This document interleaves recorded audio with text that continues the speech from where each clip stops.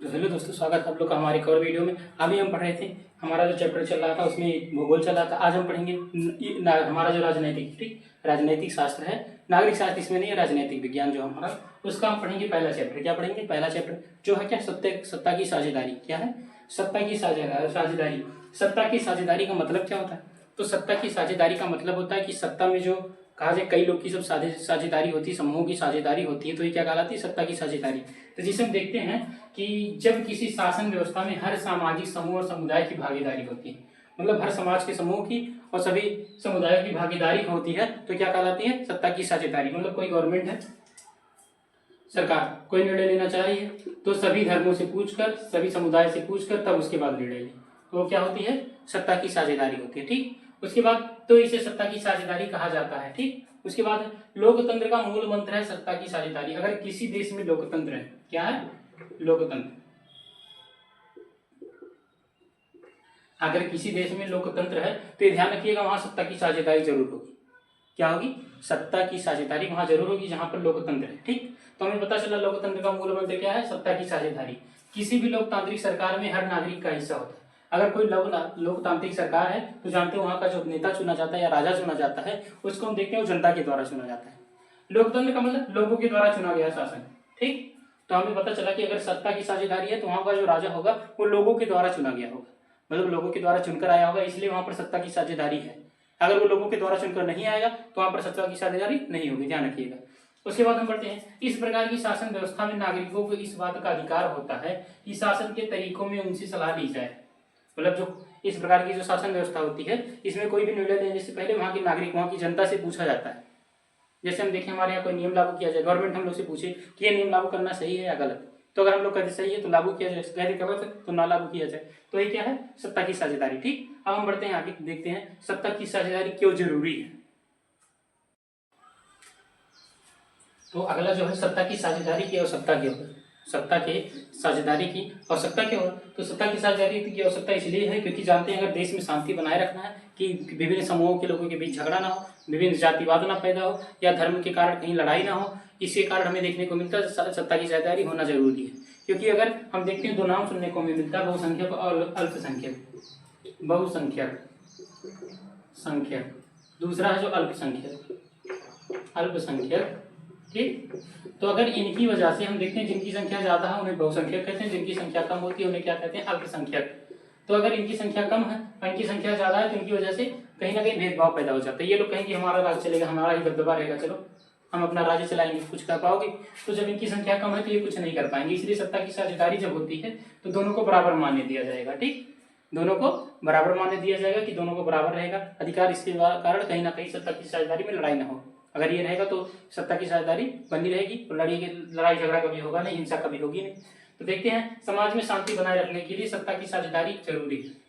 समाज में शांति बनाए रखने के लिए, मतलब कहीं लड़ाई झगड़ा ना हो, भेदभाव ना पैदा हो, उसको बनाए रखने के लिए सत्ता में साझेदारी की होना आवश्यक है। ठीक, उसके बाद किसी भी समाज में बहुसंख्यक के आतंक का खतरा बना रहता है।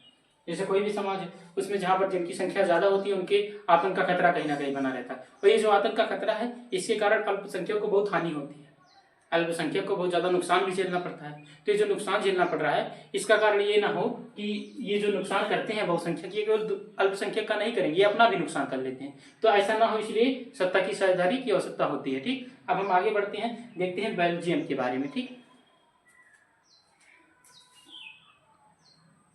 तो आगे जो हमारा है, सत्ता की साझेदारी की आवश्यकता क्यों, अभी हम पढ़े सत्ता की साझेदारी क्या है, उसके बाद अब हम पढ़ रहे हैं सत्ता की साझेदारी की आवश्यकता क्यों है, जो सत्ता की साझेदारी उसकी क्यों जरूरी है, अगर जरूरी क्यों है तो क्यों जरूरी है। ठीक, उसे हम देखते हैं, युक्तिपरक तर्क। एक तर्क है, कौन सा? युक्तिपरक, मतलब होता है लाभ, हानि या लाभ के परिणामों पर आधारित है। इसको देखते हैं, मतलब इसके हानि या लाभ के परिणामों पर आधारित तर्क के लिए सत्ता की साझेदारी जरूरी है। इसमें हमारा पहला, विभिन्न सामाजिक समूहों के बीच, विभिन्न सामाजिक समूहों के बीच टकराव का अंदेशा कम होता है।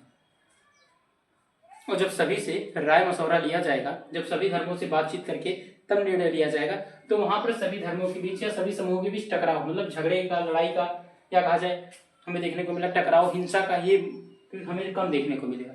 कहीं ना कहीं हिंसा कम देखने को मिलेगी। क्यों? क्योंकि यहाँ पर सभी से पूछ कर, ये सत्ता की साझेदारी का मतलब सभी से पूछ कर निर्णय लिया जा रहा है। तो इससे जो होगा हमें देखने को मिलेगा टकराव कम होगा, सामाजिक टकराव कम हो जाएगा। ठीक, उसके बाद राजनीतिक व्यवस्था के अस्थायित्व के लिए अच्छा, मतलब जब सरकार हमारे द्वारा चुना जा रहा है तो हम जब जिसको चुनकर भेजेंगे जो अच्छा होगा उसी को तो चुनेंगे।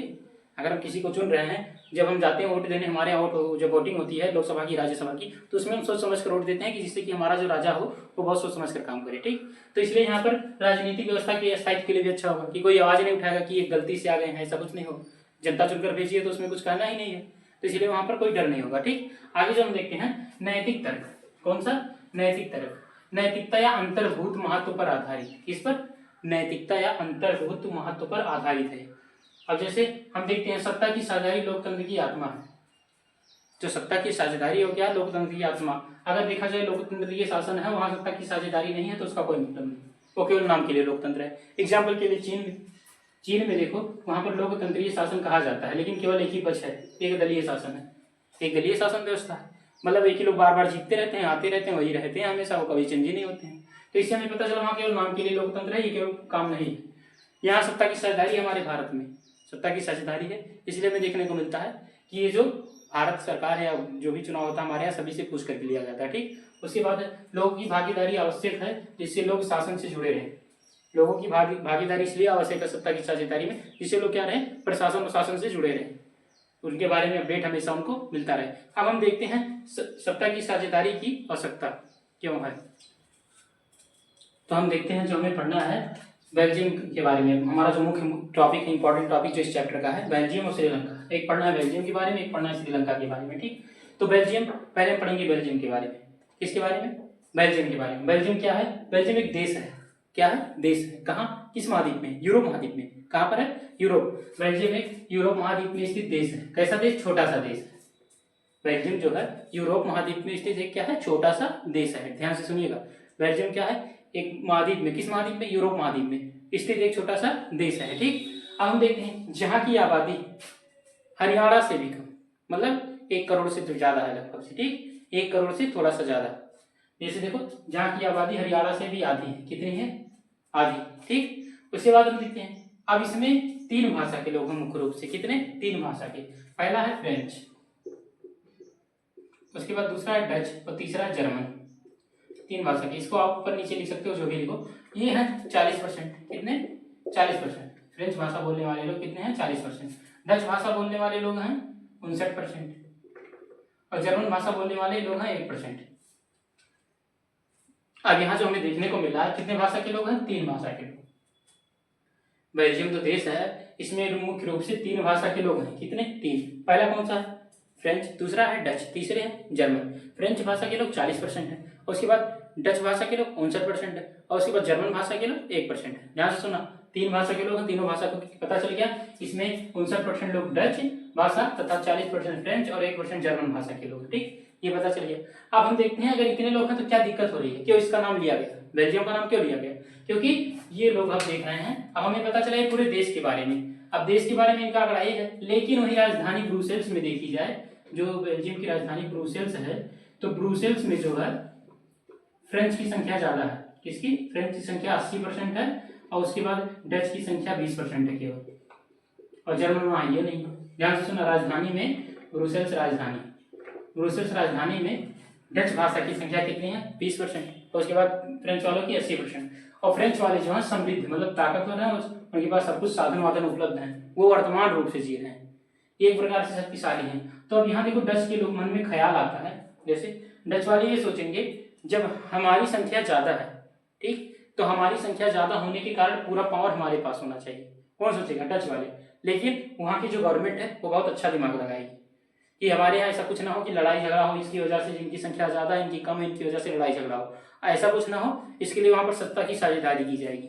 क्या किया जाएगा, सत्ता की साझेदारी। अभी हम देखते हैं, देखो अल्पसंख्यक फ्रेंच भाषी लोग तुलनात्मक रूप से ज्यादा समृद्ध और ताकतवर थे। तो जो फ्रेंच भाषी लोग वो ज्यादा ताकतवर और समृद्ध थे, उनके पास सब कुछ संपन्न था। ठीक, तो हमें पता चला बेल्जियम के बारे में, जो क्या है, एक छोटा सा देश है, कहाँ पर है, यूरोप महाद्वीप में, जिसकी आबादी हरियाणा से भी आती है। ठीक, उसके बाद हमें पता चला यहाँ पर 3 भाषा के लोग मुख्य रूप से, डच भाषा, फ्रेंच भाषा और जर्मन भाषा। डच भाषा के लोग कितने हैं, 59%, और फ्रेंच भाषा के लोग कितने हैं, 40%, उसके बाद जर्मन भाषा के 1% थे। उसके बाद ब्रुसेल्स राजधानी में जब देखा गया तो वहां पर फ्रेंच वाले ज्यादा थे, कितने 80%, और उसके बाद डच वाले 20%। तो डच वाले कहते हैं कि जो ताकत है, पावर है, ये हमें मिलना चाहिए, अधिकार हमें मिलना चाहिए। इसी के बारे में चर्चा होगा। अब उसके बाद हम देखते हैं बेल्जियम की जो समझदारी है, बेल्जियम क्या समझदारी लगाएगा, जो वहां की सरकार है वो क्या समझदारी लगाएगी। अब उसके आगे देखते हैं अगले टॉपिक। तो जो अब हमारा शुरू हो रहा है बेल्जियम की समझदारी, मतलब अभी देखिए बेल्जियम में कितने भाषा के लोग, 3 भाषा के लोग। अब उसमें डच भाषा के लोग सबसे ज्यादा हैं, लेकिन वही राजधानी में सबसे कम है। तो इसके क्या हो रहा है, उनके मन कहीं ना कहीं भेदभाव पैदा हो रहा है। क्या पैदा हो रहा है, भेदभाव, कि देश में हमारी संख्या ज्यादा है तो पावर अधिकार हमें मिलना चाहिए। अब उसी को देखने दें, उसी भेदभाव को रोकने के लिए बेल्जियम क्या समझदारी लगाता है।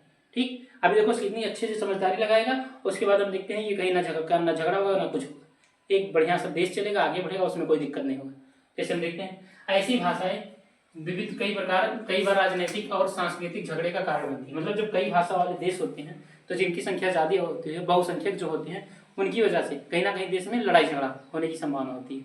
उसी को रोकने के लिए बहुत बाद में जाकर लाभ पाने वाले डच भाषी लोग को इस स्थिति से नाराजगी थी। देखो मतलब जो बहुसंख्यक ये लोग थे डच भाषा के लोग, कौन, डच भाषा के लोग, जो देश में थे 59% और ब्रुसेल्स में थे कितने 80%, 20%, ठीक, केवल 20% के। तो इनको नाराजगी होने लगी कि हम पूरे देश में हमारी संख्या 59% है, सबसे ज्यादा हम ही है, लेकिन पावर जो समृद्धि है, पैसा है, वो किसके पास है, फ्रेंच भाषा के लोगों के पास। इसके पास फ्रेंच भाषा के लोग जो केवल है कितने 40%, और जो राजधानी में है 80%। तो इनके पास पावर ज्यादा है। ये इनके पास ना होकर किसके पास होना चाहिए था, डच भाषा के पास। ये कहने लगे डच भाषा के लोग कि उनके पास ना होकर पावर हमारे पास होना चाहिए। लेकिन देखो उसमें क्या होता है, इसके चलते 1950 से 1960 के दशक में डच और फ्रेंच के बीच तनाव बढ़ने लगा।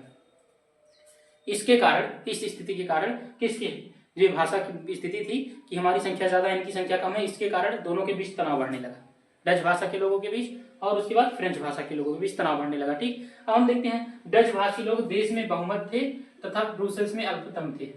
देखो देश में उनकी संख्या ज्यादा थी, बहुमत थी, लेकिन वही राजधानी में उनकी संख्या अल्पतम थी, कम थी, जिसके कारण कहीं ना कहीं इनके मन में ख्याल आ रहा था कि इनके पास पावर काहे ज्यादा है, फ्रेंच वाले की संख्या जब कम हो तो उनके पास पावर काहे ज्यादा है, पावर हमारे पास ज्यादा होना चाहिए। जिसके चलते हम देखते हैं 1970 में 1935 के बीच में बेल्जियम के संविधान को 4 बार संशोधित किया गया कि कोई लड़ाई झगड़ा यहाँ ना उत्पन्न हो, कोई लड़ाई झगड़ा ना हो पाए, इसके कारण इसको बचाने के लिए वहां की सरकार ने संविधान को कितनी बार संशोधित किया, 4 बार संशोधित किया, ताकि देश में किसी को अलगाव ना महसूस हो, देश में किसी नागरिक को ऐसा ना लगे कि हमारा धर्म अलग है, हमारा भाषा अलग है, ऐसा किसी को ना लगे। इसके कारण यहाँ पर देखते हैं हम संविधान को 4 बार संशोधित किया गया। अब देखते हैं बेल्जियम ने जो है टकराव को रोकने के लिए कौन कौन से कदम उठाए, उसको देखते हैं। अब हम देखते हैं बेल्जियम में टकराव को रोकने के लिए जो सरकार थी, वहां की सरकार ने क्या कदम उठाए, रोकने के लिए उठाए गए कदम, कैसे कदम उठाए गए, क्योंकि हमने देखा अभी बेल्जियम की जो टकराव को रोकने के लिए उठाए जा रहे हैं कदम, उसके पहले हमने देखा है कि बेल्जियम की समझदारी क्या थी, बेल्जियम ने क्या समझदारी लगा और कैसे उन्होंने संविधान को 4 बार संशोधित किया। और जैसे हालात जो बन रहे थे 1950 से 1960 के दशक में तनावपूर्ण हालात बन रहे थे डच और फ्रेंच के बीच में, लेकिन उसको रोकने के लिए देखो कितना अच्छा दिमाग लगाया। अब वहां पर क्या कदम उठाए जा रहे हैं, केंद्र सरकार ने डच व फ्रेंच भाषी समान मंत्री की संख्या है, केंद्र सरकार में डच भाषा के और फ्रेंच भाषा के दोनों समुदाय के समान मंत्रियों की संख्या रखी गई। मतलब जो मंत्रियों की संख्या थी उसको समान कर दिया गया कि अब झगड़े की बात ही खत्म, लोग दोनों की संख्या समान है, दोनों का अधिकार समान है, लड़ाई झगड़ा खत्म। उसके बाद केंद्र सरकार की अनेक शक्तियां देश के 2 इलाकों की क्षेत्रीय सरकारों को दे दी गई। जैसे हम देखते हैं हमारे यहाँ केंद्र सरकार है और राज्य सरकार है, केंद्र सरकार और राज्य सरकार मुख्य रूप से है, ठीक, केंद्र सरकार, दूसरा है राज्य सरकार, ठीक। लेकिन वहां पर एक और है सामुदायिक सरकार, एक और सरकार बनाई गई, एक और सरकार को नियुक्त किया गया सामुदायिक, ठीक। उसमें देखते हैं ब्रुसेल्स में अलग सरकार है, इनमें 2 समुदायों को समान प्रतिनिधित्व दिया गया है, 2 को समान प्रतिनिधित्व, लेकिन तीसरा सामुदायिक सरकार, एक और सरकार का निर्माण किया गया जिसे क्या कहते हैं, सामुदायिक सरकार। इसका काम क्या, ध्यान से देखिएगा, इसका काम है इनका चुनाव संबंधित भाषा लोगों के द्वारा की जाती है। इसका चुनाव किसके द्वारा, संबंधित भाषा के लोगों के द्वारा, मतलब जो भाषा के आधार पर जर्मन, फ्रेंच और उसके बाद डच, फ्रेंच और जर्मन, इनके आधार पर इनकी देखो चुनाव किया जाता है, इनका सामुदायिक सरकार का। और इस सरकार के पास सांस्कृतिक, शैक्षिक तथा भाषाई संबंधित शक्तियां हैं, मतलब संस्कृति के संबंधित में या धर्म के संबंध में या शैक्षिक शिक्षा के संबंध में, उसके बाद भाषा के संबंध में अगर कोई भी अधिकार या कोई भी निर्णय लेना है, ठीक, कानून पारित करना है तो वो कौन करेगी? सामुदायिक सरकार। हमारे पास तो सरकारें हैं, केंद्र और राज्य, लेकिन यहाँ एक और सामुदायिक, जिसका काम है भाषा से संबंधित, शिक्षा से संबंधित, धर्म से संबंधित किसी भी काम का निर्णय लेना। किसका काम है? सामुदायिक सरकार। मतलब बेल्जियम की कितनी सरकार है? तीन प्रकार की सरकार, 3 प्रकार से डिवाइड किया गया, केंद्र, राज्य और समुदाय। ठीक, अब हम बढ़ते हैं, देखते हैं एक और देश के बारे में, श्रीलंका के बारे में। तो अब हम देखते हैं श्रीलंका की समाज की जातीय बनावट। अभी हम पढ़े बेल्जियम के बारे में, तो बेल्जियम में लड़ाई झगड़ा होता रहा। ठीक, बेल्जियम में लड़ाई और झगड़ा हुआ, जिसके चलते हमें देखने को मिला कहीं ना कहीं नुकसान हो गया। अब हम देखते हैं श्रीलंका समाज की जातीय बनावट कैसा है। तो हम देखते हैं श्रीलंका समाज। श्रीलंका एक द्वीप देश है। क्या है? द्वीप देश। द्वीप देश का मतलब, द्वीप देश का मतलब हुआ कि जिसके चारों तरफ पानी होता है। द्वीप और प्रायद्वीप। ठीक, क्या होता है? द्वीप होता है एक, और एक होता है प्रायद्वीप। प्रायद्वीप, तो द्वीप क्या होता है? द्वीप होता है जिसके चारों तरफ क्या होता है? पानी होता है। ठीक, और जिसके तीन तरफ पानी होता है, यहाँ 4 तरफ और यहाँ 3 तरफ पानी, क्या होता है? ये प्रायद्वीप, ये द्वीप होता है, ये प्रायद्वीप। ठीक, उसके बाद हम देखते हैं जो भारत के दक्षिण तट पर कुछ किलोमीटर की दूरी पर स्थित है। जो भारत के कहाँ? दक्षिण तट पर, उसके बाद कुछ किलोमीटर की दूरी पर स्थित है। आबादी कितना है? 2 करोड़ लगभग। आबादी कितना? 2 करोड़, मतलब अपने हरियाणा के बराबर है। कैसा है? अपने हरियाणा के बराबर। और बेल्जियम की आबादी है हरियाणा की आधी, मतलब 1 करोड़। कितनी है? 1 करोड़। अब यहाँ बेल्जियम की तरह कई भाषा के लोग हैं। कितने? कई भाषा के लोग यहाँ पर भी हैं। श्रीलंका में भी कई भाषा के लोग हैं, एक भाषा के लोग नहीं है, कई भाषा के लोग हैं श्रीलंका में भी। अब कौन कौन से हैं? तो पहला है सिंगली भाषा। कौन सी है? सिंगली भाषा, जो है 74%। दूसरा है तमिल भाषा, जो है कि कहाँ कितना? 18%। तो तमिल भाषी के लोग हमारे भारत से गए हैं, बसे हैं। उसके बाद 8% हैं ईसाई धर्म के लोग कुछ, और मुसलमानों की संख्या भी उसी में कुछ है। ठीक, उसके बाद हम देखते हैं जो युद्ध होता है, या कहा जाए गृह युद्ध होता है इन लोगों के बीच। गृह युद्ध का मतलब एक ऐसा युद्ध जो अपने ही देशों के अंतर्गत शुरू हो जाए। ठीक, अपने ही लोग आपस में लड़ने लगे तो वही होता है गृह युद्ध। ठीक, अब सिंगली भाषा के लोग 74 हैं, तमिल भाषा के लोग कितने? 18%। उसके बाद हम देखते हैं अब ये दोनों लोग क्या करते हैं। अभी हमारे जो होता है इन्हीं के बीच टकराव शुरू होगा। क्या शुरू होगा? टकराव। तो हमारे हो गया समाज की जातीय बनावट, किसकी? श्रीलंका के समाज की। अब हम देखते हैं श्रीलंका के बीच में टकराव कैसे होता है। तो अब हम देखते हैं जो इनके बीच टकराव कैसे होता है। तो टकराव में ये जो 2 पॉइंट लिखा गया, इसको ध्यान मत दीजिए, हम बोल रहे हैं उसको ध्यान से सुनिएगा। ये तो मेन पॉइंट लिखा जाता है जिसके कारण होता है। जैसे हम देखिए, सिंगली भाषा के लोग कितना थे? 74%। सिंगली कितना है यहाँ पर? 74%। तमिल कितने हैं? 18%। कितने? 18%। ठीक, तो ये जो है इन्हीं के बीच टकराव शुरू होता है। क्या शुरू होता है? टकराव। अब देखो, ये लोग चाहते तो बेल्जियम की तरह मसले को हल भी कर सकते थे, साथ में बैठकर बातचीत करके सभी को समान अधिकार देकर बातचीत करके सभी मसले को हल किया जा सकता था। लेकिन सिंगली के लोग क्या करने लगे? अपना पार्टी बनाकर ये लोग अपना राजनीति चलाने लगे। ये कहे हमारा सरकार होगा, और उसके बाद तमिल को कोई अधिकार नहीं दिया जाएगा। कौन सा? तमिल को कोई अधिकार नहीं दिया जाएगा। अब तमिल को अधिकार ना दिए जाने के कारण ये लोग गुस्से में आ गए। क्या आ गए? गुस्से में। अब ये लोग कहने लगे कि हम लोग अपनी सरकार बनाएंगे। अपनी सरकार बनाएंगे तो कैसे बनाएंगे? ये लोग क्या करेंगे? अब ये लोग अपना सरकार बनाते हैं, उसमें ये कह देते हैं कि जो भी सुविधा दी जाएगी केवल तमिल के लोगों को, सिंगली के लोगों को। ठीक, उसमें जिनकी संख्या ज्यादा उनको मिलेगी, बाकी तमिल के लोगों को कोई सुविधा नहीं मिलेगी। जिसके चलते ये लोग भी आवाज उठाना बहुत तेजी से शुरू करते हैं और कहते हैं हम लोग 18% है, हम लोग मिलकर अपना एक नया पार्टी बनाएंगे, नया सरकार बनाएंगे। जिसके कारण यहाँ पर टकराव बहुत तेजी से शुरू होता है, और इसके चलते हमें देखने को मिला कि देश के पूर्वी भागों में तमिल अधिक और देश जबकि बाकी हिस्सों में सिंगली अधिक है। इसी के कारण टकराव शुरू हो गया है। अब इसमें हमें देखने को मिलेगा श्रीलंका में बहुसंख्यकवाद, मतलब जिनकी संख्या ज्यादा उनके कारण क्या क्या नुकसान हुआ, कैसे कैसे उन्होंने अपना राज किया, उसको हम देखेंगे अगले लेक्चर में। हमारा आज का लेक्चर ही समाप्त होता है, तो ध्यान रखिएगा। आप लोग चैनल को जब देखिए तो उसको सब्सक्राइब करिए, और वीडियो अच्छा लगे तो नीचे कमेंट करिए कि हाँ सर वीडियो अच्छा है, और कोई दिक्कत हो तो उसको भी बताइए और अच्छे से परिवर्तन किया जाए। ठीक, फिर हम मिलेंगे नेक्स्ट वीडियो में।